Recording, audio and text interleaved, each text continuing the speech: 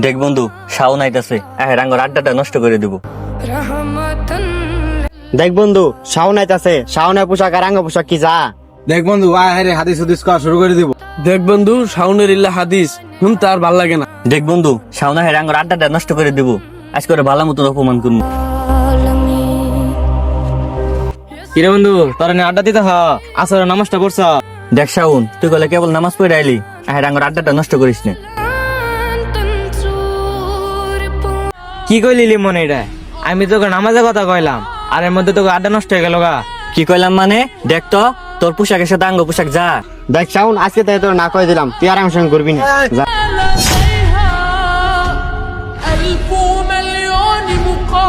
কি সময় আইলো বন্ধুরা নামাজের কথা কইলাম, বন্ধুরা আমার ধাক্কা মেরে খাদাই দিল।